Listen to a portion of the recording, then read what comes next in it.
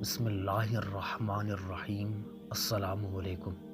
یہودیوں کا بڑا مجمع اور ان کا ایک عالم ان میں تقریر کر رہا ہے۔ حضرت بایزید بسطامی جا کر اس مجمع میں بیٹھ گئے۔ ان کے بیٹھتی ہی ان کے عالم کی زبان بند ہو گئی۔ مجمع میں شور ہوا کہ حضرت بولتے کیوں نہیں؟ عالم نے کہا، دخل فینا محمدی، ہمیں کوئی محمدی آ گیا ہے۔ زبان بند۔ انہوں نے کہا، اسے کڑا کرو، قتل کر دیں گے۔ کہا، نہیں بھائی، جو محمدی ہو کڑا ہو جائے۔ حضرت بایزید بسطامی کھڑے ہو گئے۔ یہودی نے کہا، میں سوال کروں گا تو جواب دے گا؟ بایزید نے کہا، دوں گا۔ حضرت بایزید رحمۃ اللہ علیہ نے فرمایا کہ میں ایک سوال کروں گا تو جواب دے گا؟ کہا، دوں گا۔ یہودی عالم نے سوالات شروع کر دیے۔ ایک بتاؤ جس کا دوسرا نہیں۔ فرمایا، اللہ ایک ہے، اس کے ساتھ دوسرا نہیں۔ کہا، دو بتاؤ جس کا تیسرا نہ ہو۔ فرمایا، لیل و نہار، دن اور رات، اس کا تیسرا نہیں۔ کہا، تین بتاؤ جس کا چوتھا نہیں۔ فرمایا، لوح و قلم و کرسی تین ہے، اس کا چوتھا نہیں۔ کہا، چار بتاؤ جس کا پانچواں نہ ہو۔ فرمایا، تورات، زبور، انجیل اور قرآن یہ چار ہے، اس کا پانچواں نہیں۔ کہا کہ پانچ بتاؤ جس کا چھٹا نہیں۔ فرمایا، اللہ نے اپنے بندوں پر 5 نمازیں فرض کی ہے، 6 نہیں۔ کہا کہ 6 بتاؤ جس کا 7واں نہیں۔ 6 دن میں زمین و آسمان بنائے ہے، 7 نہیں۔ کہا کہ 7 بتاؤ جس کا 8واں نہیں۔ فرمایا، میرا رب کہتا ہے کہ میں نے 7 آسمان بنائے ہے، اس لیے آسمان 7 ہے، اس کا 8واں نہیں۔ کہا، 8 بتاؤ جس کا 9واں نہ ہو۔ فرمایا، میرے رب کے عرش کو 8 فرشتوں نے پکڑا ہوا ہے، 9 نے نہیں۔ کہا، وہ 9 بتاؤ جس کا 10 نہیں۔ فرمایا، حضرت صالح علیہ السلام کی قوم میں 9 بڑے بدماش تھے، 10واں نہیں تھا، اللہ نے 9 کہا ہے۔ کہا، وہ 10 بتاؤ جس کا 11واں نہیں۔ فرمایا، حج میں کوئی غلطی ہو جائے تو اللہ نے ہم پر 7 روزے وہاں رکھنے اور 3 گھر پر رکھنے کو کہا، یہ 10 ہے، 11 نہیں۔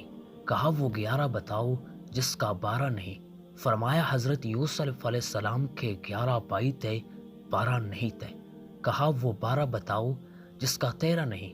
فرمایا، سال میں اللہ نے 12 مہینے بنائے ہے، 13 نہیں۔ کہا، وہ 13 بتاؤ جس کا 14 نہیں۔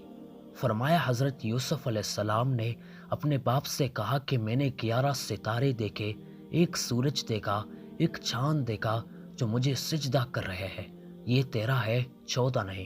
کہا، وہ بتاؤ کیا چیز ہے جس کو خود اللہ نے پیدا کیا، اس کے بارے میں خود ہی سوال کیا۔ فرمایا، حضرت موسیٰ علیہ السلام کا ڈنڈا اللہ کی پیداوار ہے، لیکن خود سوال کیا، وما تلک بیمینک یا موسیٰ، اے موسیٰ تیرے ہاتھ میں کیا ہے؟ کہا کہ بتاؤ سب سے بہترین سواری کیا ہے؟ فرمایا، گھوڑا۔ کہا کہ بتاؤ سب سے بہترین دن؟ فرمایا، جمعہ کا دن۔ کہا کہ بتاؤ سب سے بہترین رات؟ فرمایا، لیلۃ القدر۔ کہا کہ بتاؤ سب سے بہترین مہینہ؟ فرمایا، ماہ رمضان المبارک۔ کہا کہ بتاؤ کون سی چیز ہے جس کو اللہ نے پیدا کر کے اس کی عظمت کا اقرار کیا؟ فرمایا، اللہ نے عورت کو مکار بنایا اور اس کی مکر کا اقرار کیا، ان کیدکن عظیم، عورت کا مکر بڑا زبردست ہے۔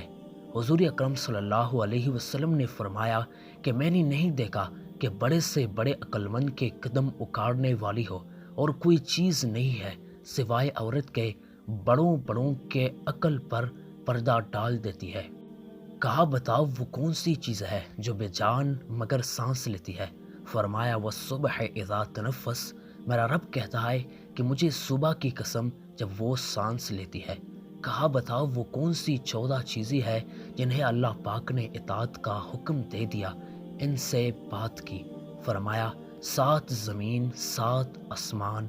اللہ نے 7 زمینیں، 7 آسمان بنائے اور ان 14 کو خطاب فرمایا کہ میرے سامنے جھک جاؤ، تو ان 14 کے 14 نے کہا کہ یا اللہ، ہم آپ کے سامنے جھک رہے ہیں۔ کہا، بتاؤ وہ کون سی چیز ہے جسے اللہ نے خود پیدا کیا، پھر اللہ نے اسے خرید لیا؟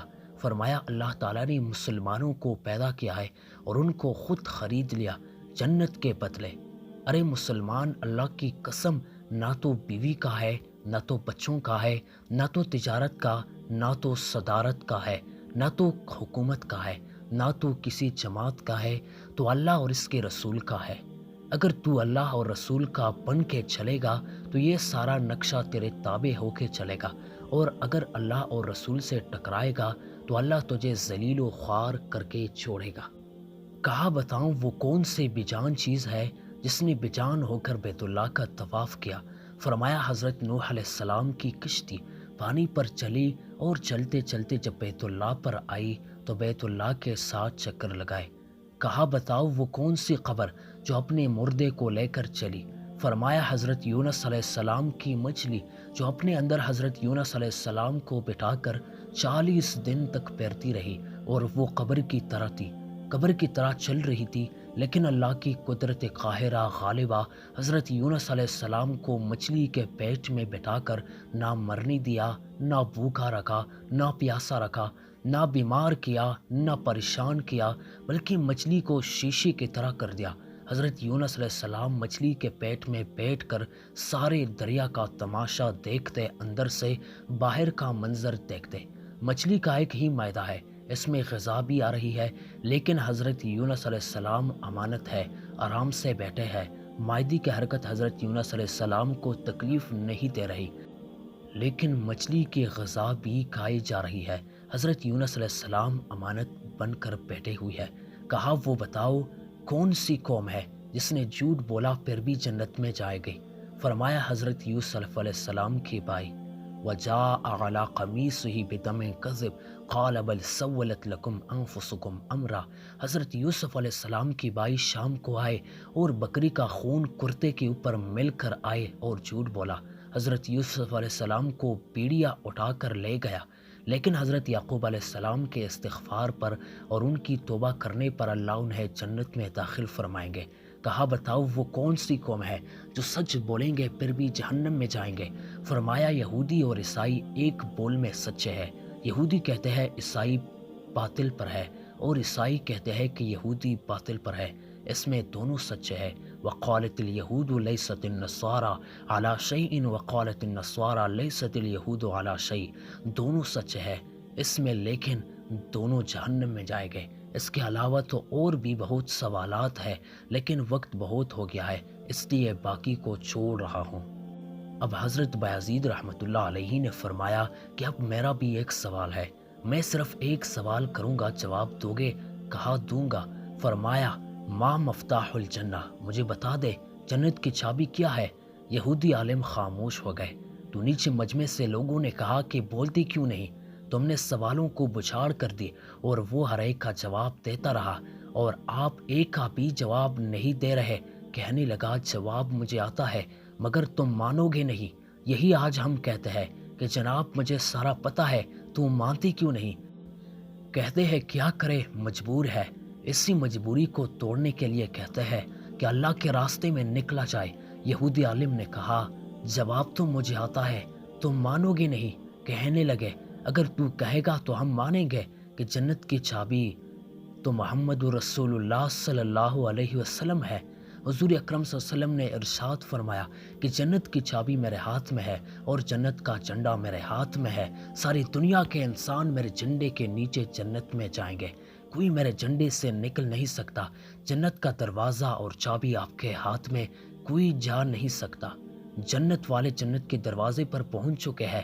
وسیق الذین اتقوا ربهم الی الجنۃ زمرا حتی اذا جاؤوها وفتحت ابوابها، آئے ہیں دروازے پر کڑے ہیں، دروازہ بند ہے۔ حضرت آدم کے پاس آتے ہیں، اے ہمارے باپ، تو ہی ہمارے جد اول، تو ہی ہمارا سب سے بڑا، تو ہی جنت کا دروازہ کھلوا۔ وہ ارشاد فرمائیں گے ارے میں نے ہی تو تمہیں جنت سے نکلوایا تھا، میں تمہیں کہاں سے داخل کراؤں؟ یہ میرے بس کی بات نہیں۔ حضرت نوح کے پاس آئے گے، آپ جد ثانی ہے، آپ دروازہ کھلوائے۔ وہ کہیں گے کہ میں نہیں کھلوا سکتا، آج میرے بس کی بات نہیں ہے۔ حضرت موسیٰ کے پاس آئیں گے، پھر حضرت عیسیٰ کے پاس آئیں گے۔ حضرت عیسیٰ علیہ السلام ارشاد فرمائیں گے کہ میرے بس کی بات نہیں ہے، جاؤں نبی عربی صلی اللہ علیہ وسلم کے پاس جاؤں، جس کے ہاتھ میں جنت کی چابی ہے اور جس کے اتباع میں دنیا کی کامیابی ہے۔ یہ واقعہ سنانے کے بعد حضرت مولانا طارق جمیل صاحب بڑے درد سے ارشاد فرماتے ہیں کہ اتنا بھی آج ایمان نہیں ہے کہ اپنی دکان کے حرام کو نکال سکے تو یہ اسلام کہاں سے زندہ کرے گا؟ جب اتنا ایمان نہیں ہے کہ ایک سنت کو سجا سکے تو یہ دنیا میں دین کو کیسے زندہ کرے گا؟ اس کی نمازیں اس کو کیا نفع دیں گی؟ دل حضرت محمد صلی اللہ علیہ وسلم والا نہیں ہے، معاف کرنا، دل میرا بھی اور آپ کا بھی وہی قارون والا ہے کہ مال اور مال ہو، پیسہ ہو اور پیسہ ہو، دروازہ بند ہے، آج کوئی کھلوا کے تو دکھائے۔